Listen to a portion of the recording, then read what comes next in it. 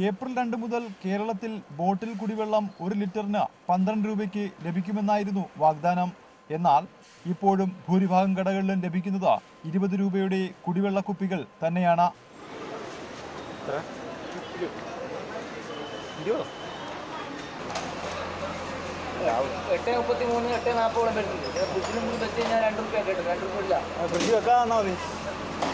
തണുപ്പില്ലാത്ത മതി.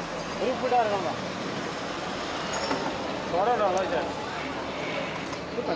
അപ്പുറത്ത് കിട്ടുന്നുണ്ട്. ഈ 12 രൂപ ഇന്നലെയും പത്രത്തിൽ നമ്മൾ വായിച്ചു, അതുകൊണ്ടാണ് നമ്മൾ ഈ ചോദിക്കുന്നത്. പത്രത്തിൽ വെറുതെ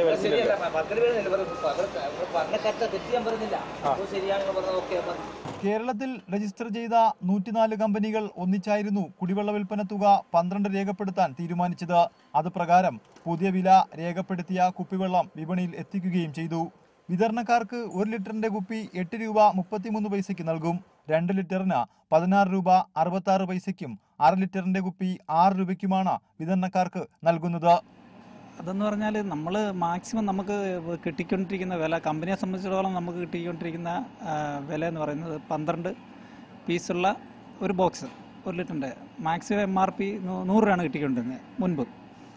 കാരണം 100 രൂപ കിട്ടിക്കൊണ്ടിരിക്കുമ്പോഴും MRP എന്ന് പറയുമ്പോൾ 20 രൂപയാണ്. അപ്പോൾ ഒരു കേസ് വെള്ളത്തിന് MRP മൊത്തത്തിലുള്ള വില എന്ന് പറയുമ്പോൾ 240 രൂപയാണ്. അപ്പോൾ അതിനകത്തുള്ള ഒരു മാർജിൻ എന്ന് പറയുമ്പോൾ ഏതാണ്ട് 150%. അത് അന്യായ നിരക്കാണെന്നുള്ള ഒരു മനസ്സിലാക്കിക്കൊണ്ടുള്ള അസോസിയേഷൻ്റെ ഒരു തീരുമാനമാണിത്. KVWA സംഘടനയ്ക്ക് കീഴിലല്ലാത്ത 6 വൻകിട കമ്പനികളുടെ വെള്ളവും കേരള വിപണിയിൽ വിൽക്കുന്നുണ്ട്. കൂടുതൽ ലാഭം ലഭിക്കാൻ ഈ കമ്പനികളുടെ വെള്ളം മാത്രമാണ് കടക്കാർ എടുക്കാൻ തയ്യാറാകുന്നതെന്നാണ് നിർമ്മാതാക്കൾ പറയുന്നത്. കടയിലെത്തുന്നവർ നിരന്തരം 12 രൂപയുടെ വെള്ളം ആവശ്യപ്പെടാതെ സ്ഥിതിക്ക് മാറ്റമുണ്ടാകില്ലെന്നാണ് പറയുന്നത്. 1 ലിറ്റർ കുപ്പിവെള്ളം വിൽക്കുമ്പോൾ ഇപ്പോഴും 12 രൂപയോളം ലാഭം വേണമെന്ന നിലപാടിലാണ് ചെറുകിട കച്ചവടക്കാർ. ഇവർക്കൊപ്പം കൂട്ടിനായി വൻകിട കുടിവെള്ള കമ്പനികളും. ജനം പ്രതികരിച്ചേ മതിയാകൂ. ക്യാമറമാൻ സിറിനൊപ്പം ഷമീർ, റിപ്പോർട്ടർ, കൊല്ലം.